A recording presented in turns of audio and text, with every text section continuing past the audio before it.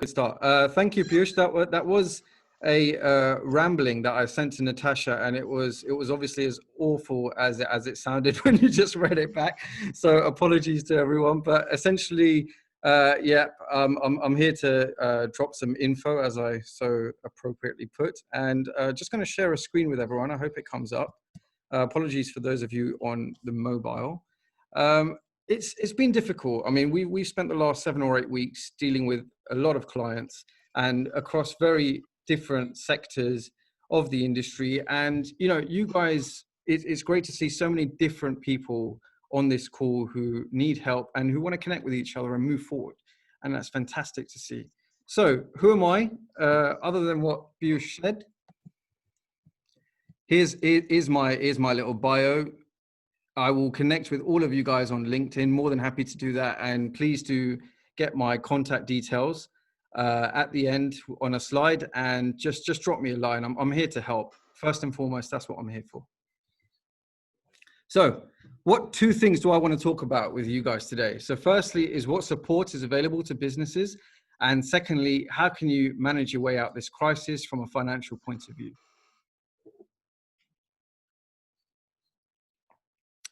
Okay, so on the left-hand side here, there are eight items. Now, really the top six are probably what's most relevant to small businesses. And on the right-hand side is some useful links. So the team at Build Back Better, please do share these slides. You have my blessing. And all of these links will give detailed guidance, yeah? Now, just as an assumption, I'm going to assume that most of you guys are either self-employed, so basically you're trading as yourself, Amit as Amit, or as a partnership, Amit as Amit and Archana, which is my wife, or as a limited company, Amit Shah Limited. Yep, that's generally the three best structures for business. Okay, so the first two C-bills, which is the Coronavirus Business Interruption Loan Scheme and the Bounce Back Loan Scheme, are available to all businesses. The CJRS, Coronavirus Job Retention Scheme, is available to anyone who employs people, which obviously a few of you are restaurant owners. I presume you have staff on your books. And Self-Employment Income Support Scheme is exclusively for self-employed.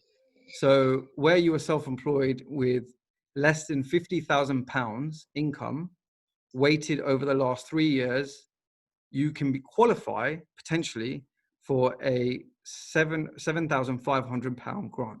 Okay, grant. Money in your pocket that you don't have to give back. Fantastic news. However, limited companies. Some of you will be trading through limited companies and you will feel a little bit stitched up, for want of a better phrase, in that, you don't get the self-employed scheme, even though you are ultimately self-employed, because we all know across the industry, if you trade through limited companies and you're an owner-managed business, you have quite a low salary and quite a high dividend to keep yourself as flexible as possible and to manage the profits in the business and to reinvest that back into the business. Unfortunately, dividends are not covered by any scheme that the government has issued so far.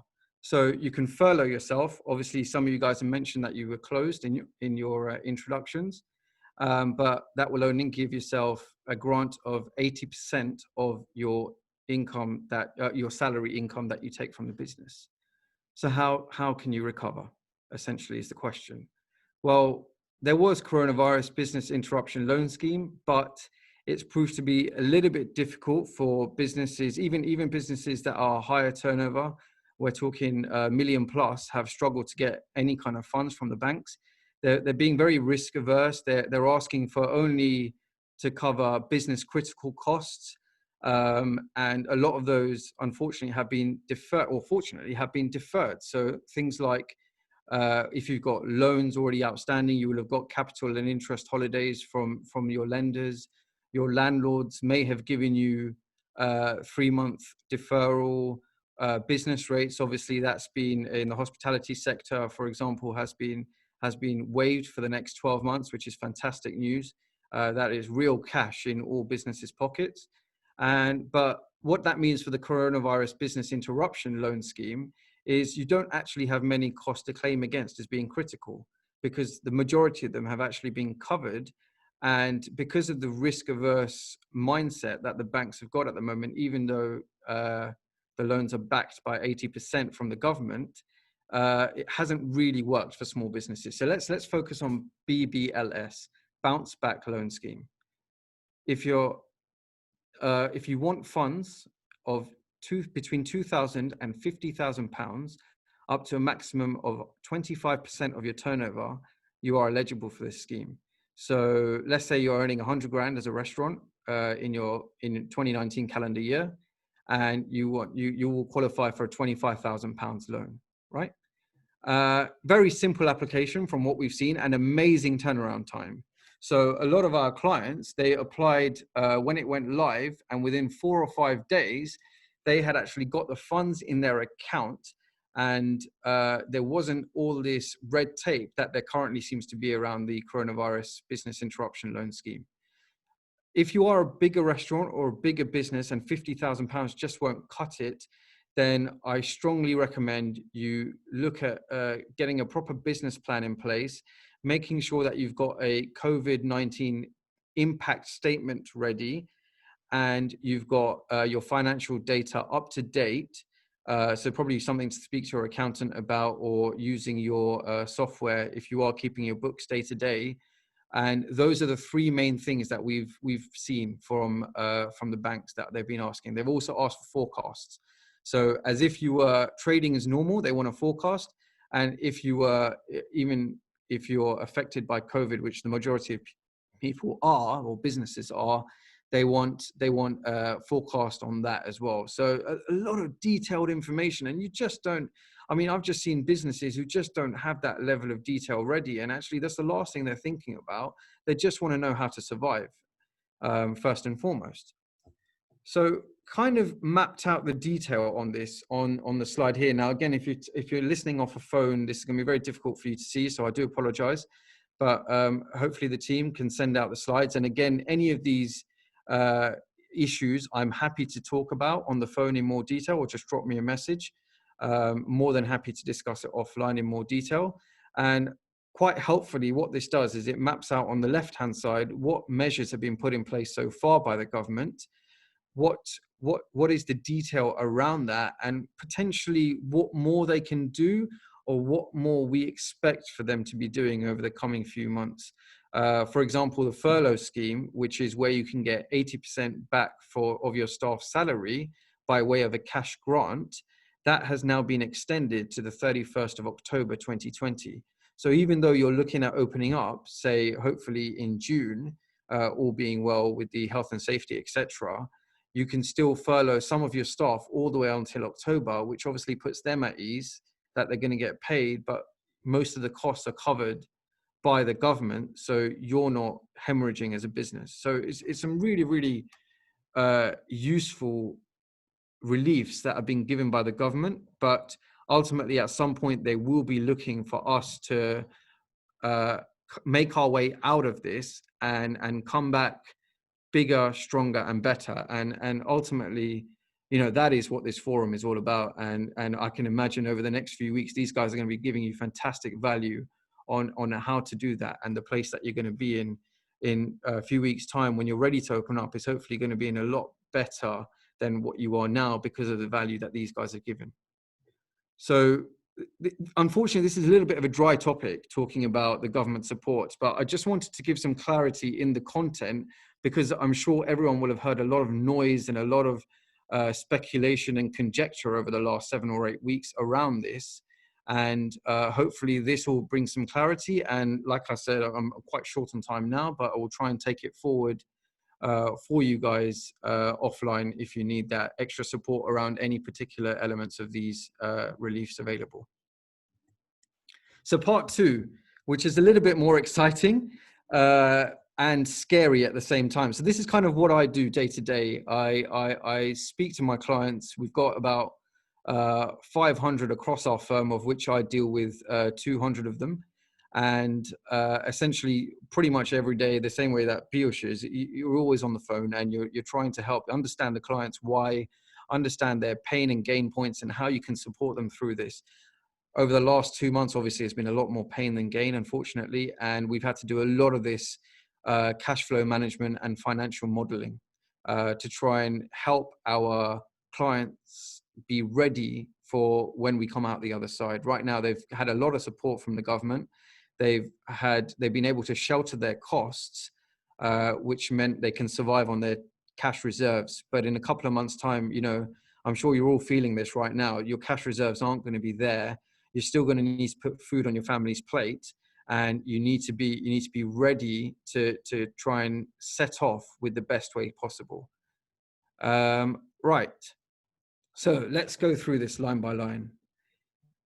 How do you start understanding a business? Well, as boring accountants, we're always going to talk about costs, aren't we? First and foremost, while your business is driven by the revenue, actually, whether it's successful or not depends on its costs.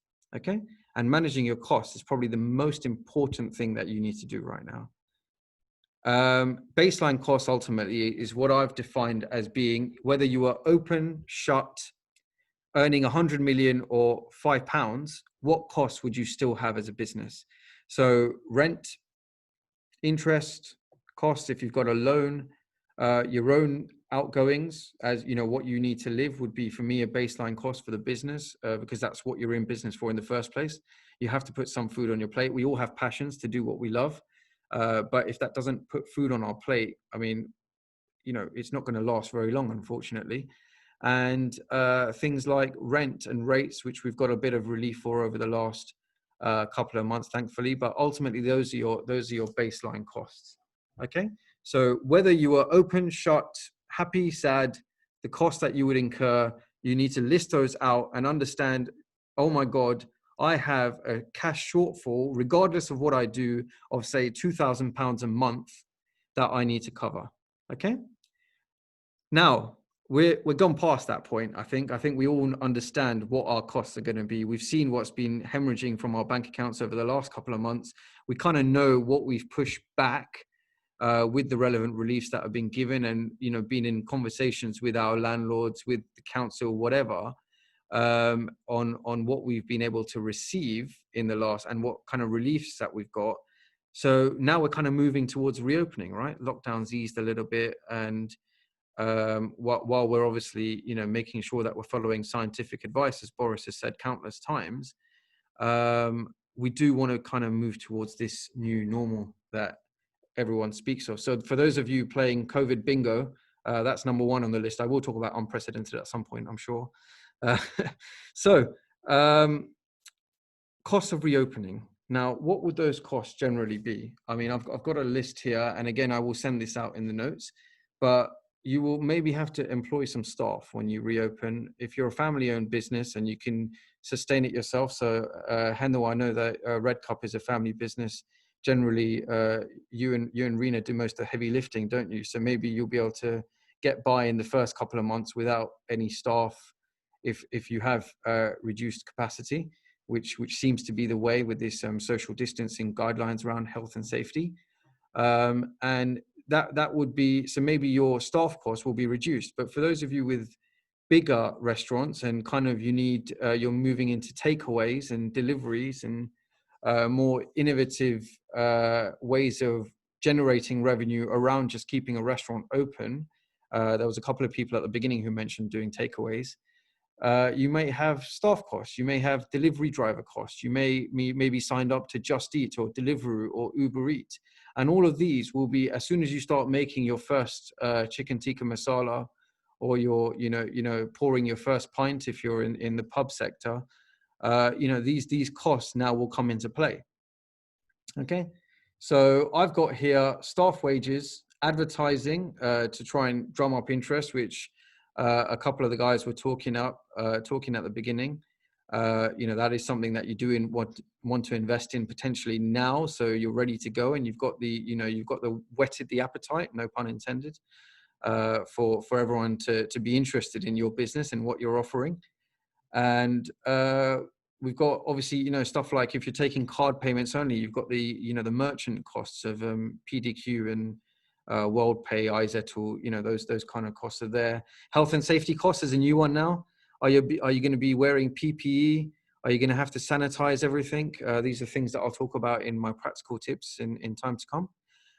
So all of these are costs that you have to consider, that even when you reopen and you only get maybe revenue of 2 or 3 dishes a day, or 5 or 6 covers a day, they will be costs that you incur, and you obviously got your baseline costs as well. So how do we strategize around this? How do we make sure that we're doing the best that we can and getting the highest margin and the most cash into the coffers? Well, for me, I was thinking about this and reflecting, and I was thinking, actually, most restaurants generally know what their best sellers are. Most pubs will know what's the most popular alcoholic drinks or non-alcoholic drinks. What are their best sellers? So for me, that would be my starting point. I would look at on my menu, on my list of offerings, what is the highest margin items, because that's bringing the most profit, and what is the best seller, because that's bringing the most revenue. And what you also have to consider, given the current climate that we're in, how easy is it to source the ingredients and the products of these items that you are ready to sell on day one. So that would definitely be my focus. So if you look at generally what kind of revenue that you can earn from your highest margin products, and also your easiest to sell products that get the most interest, they would also have associated costs against those revenue lines. Then you have your baseline costs, and you have your staff costs, advertising costs, etc., which are going to happen whether you're selling a bacon butty or whether you're selling a Bollywood omelette. Is that one of your offerings, Henel? I remember from when I visited Red Cup. Yeah. So that's regardless of what you've got, what you're offering, you're going to incur some costs.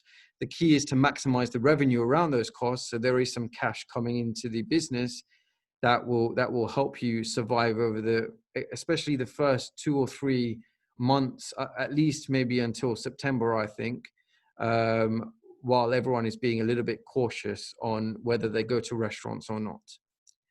And obviously more and more data coming about the legendary R number as it is now. There you go, bingo number 2.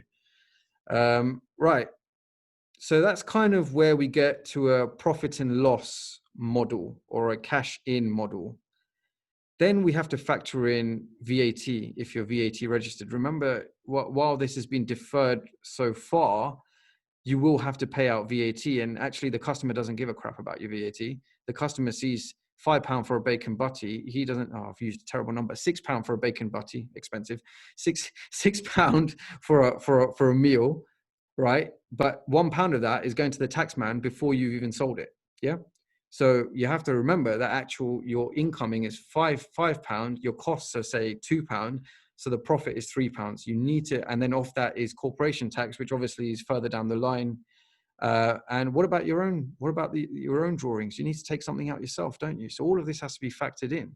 It's not just about the margins on your products. It's also, what do you need to pay to the tax man? Because that's not going to go away, unfortunately. And what do you need to take out yourself? After you've brought all that in, what are you left with? What are you left with that you can then reinvest into the business? Whether that's expanding your menu, whether that's putting more into advertising, whether that's running a social media campaign. After you've accounted for all your costs, what is left for you then to go up a notch? Yeah, what is stage 2 of this plan of getting back to normal? And that's where I've put in repeats the revenue and profit exercise with different scenarios. So if I put in 2 more items on my menu, if I explored looking at set menus, which means that I can source my ingredients in scale and cut costs that way, because you get buy one get one free at the local Costco or whatever it is. And negotiate with suppliers that actually, I'm only doing XYZ offering. I only need these products. Can you give it to me at a wholesale price? Because I'm confident of selling them because they're my best sellers. So you can see how, in the circle of business, this all comes together. And then, sorry, just conscious of time.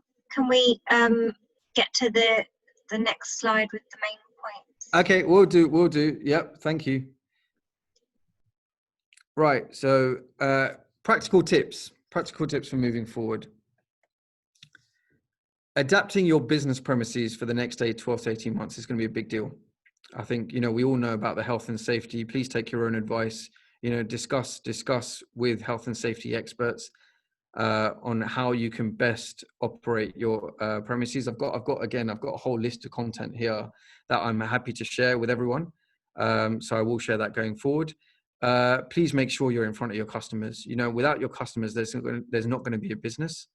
So whether that's through social media or local publications or forums like this, just keep talking to everyone.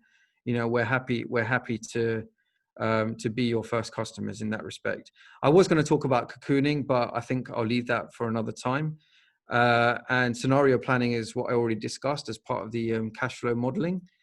Find your opportunities. You've got different revenue lines, and you've got different revenue opportunities. Whether that now is the time to look at Uber Eats, or whether it's to be hand delivering and building a rapport with your local community, or whether that's raising some awareness through delivering your products to the NHS. There are opportunities out there to make your business known.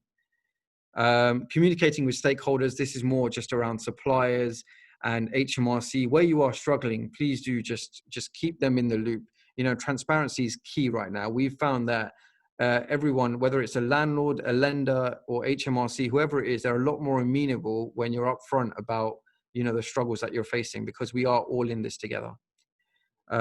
Staff management, again, I've discussed. Let them know what's going on. Can you give them training?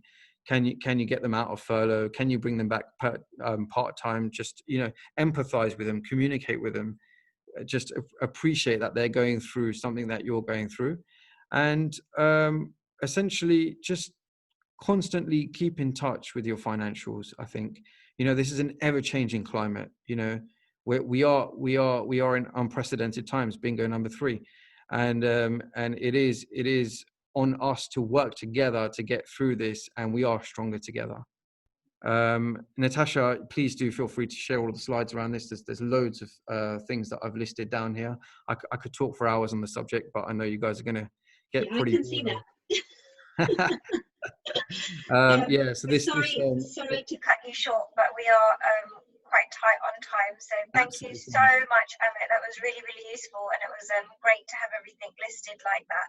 And I think clarity is key, isn't it, to get an idea of what to do and where to go. So thank you so much.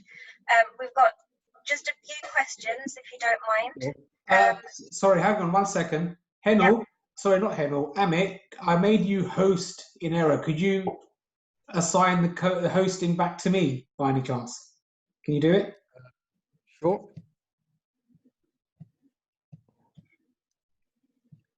I think it's top right. You'll see 3 dots, and I think you just, can you do it? I'm just going to go straight into the questions while you sort that out. It's done. Go for it, Natasha. Sorry about that. No worries. So, first question, Amit, what is the situation with deferring corporation tax and self-assessment payments? Thanks, guys. Right, so self-assessment is if you've got a payment on account based on your 2019 return that is due in July 2020, that's automatically deferred to January 2021. But again, you're going to have to manage your cash, because you're going to have a lot of tax to pay in 2021. Corporation tax is slightly different. Okay, so there's no deferment, right? So you have to call up HMRC and say, I can't pay this all right now. Can you get a payment plan in place?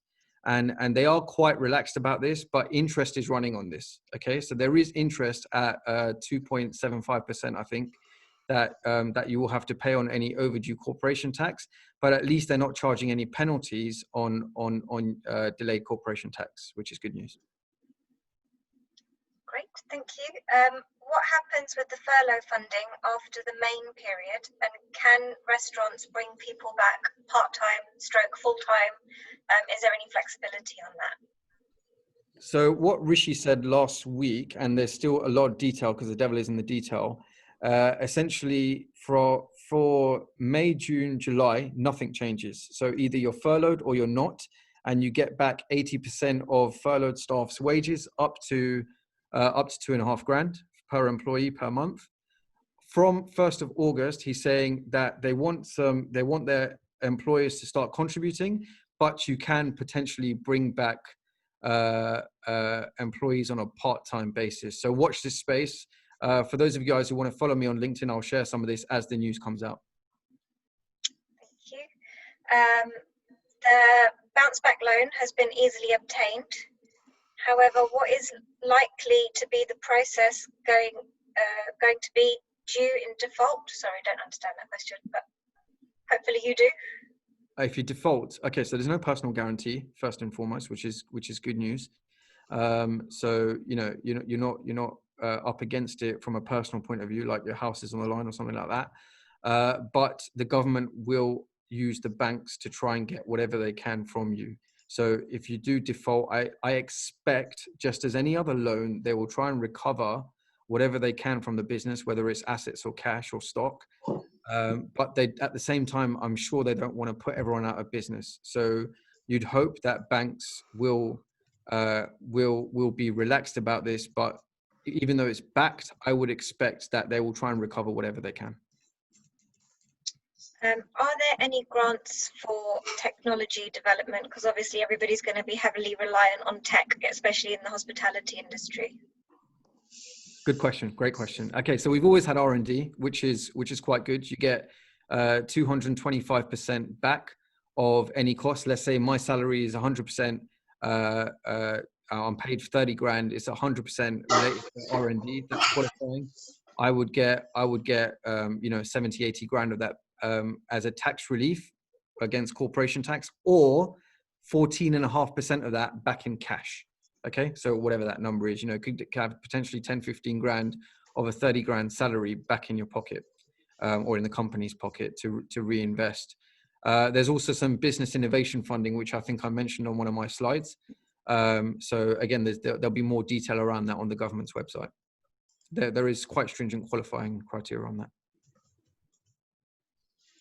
Perfect. Thank you so much. A lot of people have said that the ideas have been great and really helpful. So thank you, everybody. Just one final question. Are there any grants available for a business, for example, if they're home-based?